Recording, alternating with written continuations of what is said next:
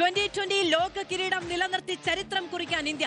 ന്യൂസിലൻഡാണ് കലാശപ്പോരിലെ എതിരാളികൾ. രാത്രി 7 മണിക്ക് അഹമ്മദാബാദിലാണ് മത്സരം. മിന്നുന്ന ഫോമിലുള്ള മലയാളി താരം സഞ്ജു സാംസണിലാണ് ആരാധകരുടെ പ്രതീക്ഷ.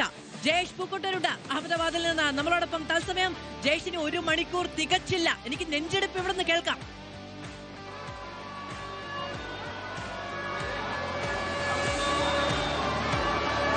ഉറപ്പായിട്ടും സബർമതി നദീതീരത്ത് ഒരു കടൽ ഒഴുകുകയാണ്, ഒരു നീലക്കടൽ. ആരാധകർ അത്രമാത്രം വലിയ ആവേശത്തോടെ പ്രതീക്ഷയോടെ ഇന്ത്യയുടെ കലാശ പോരാട്ടം കാണാനായി ഇപ്പോഴും പോവുകയാണ്. ടിക്കറ്റ് ഉള്ളവരും ടിക്കറ്റ് ഇല്ലാത്തവരും അടക്കം ഈ ഒരു മത്സരത്തിനായി ഇപ്പോഴെങ്കിലും ടിക്കറ്റ് കിട്ടുമോ എന്നറിയാൻ വേണ്ടിയും ഇപ്പോഴും ഒരുപാട് പേർ കാണാൻ കഴിയും. സഞ്ജു സാംസന്റെ അടക്കം നേരത്തെ നമ്മൾ സൂചിപ്പിച്ച പോലെ തന്നെ സഞ്ജു സാംസന്റെ ജേഴ്സി അടക്കം അണിഞ്ഞുകൊണ്ട് ആരാധകർ വലിയ പ്രതീക്ഷയോടെ നിൽക്കുന്നു. 4 മത്സരങ്ങൾക്ക് മുമ്പ് ചിത്രത്തിനെ ഇല്ലാതിരുന്ന സഞ്ജു സാംസൺ ഇപ്പോൾ ഇന്ത്യയുടെ പ്രതീക്ഷയാവുകയാണ്.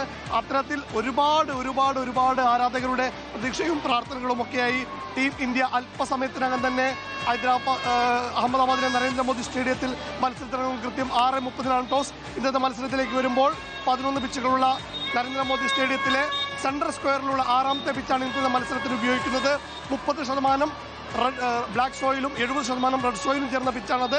ബൗളർമാർക്ക് ആനുകൂല്യം നൽകുന്ന പിച്ചാണ്. സ്പിന്നർമാർക്ക് കാര്യമായ സ്വാധീനം അതിൽ നിന്ന് ലഭിക്കില്ല. മാത്രമല്ല മഞ്ഞുവീഴ്ചയ്ക്ക് സാധ്യതയുള്ളതിനാൽ ടോസ് വളരെ നിർണായകമാണ്. ടോസ് നേടുന്ന ടീം ആദ്യം ബൗളിംഗ് തിരഞ്ഞെടുത്ത് ചേസ് ചെയ്യാനായിരിക്കും ഇഷ്ടപ്പെടുക.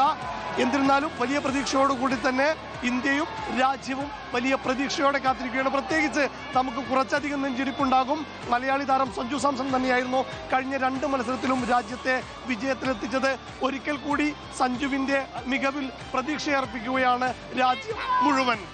ജയേഷ് പൂക്കോട്ടൂരാണ് അഹമ്മദാബാദിൽ നിന്ന് വിവരങ്ങൾ നൽകിയത്. വലിയ പ്രതീക്ഷയോടുകൂടി കാത്തിരിക്കുകയാണ് ടീം ഇന്ത്യയുടെ ആരാധകർ.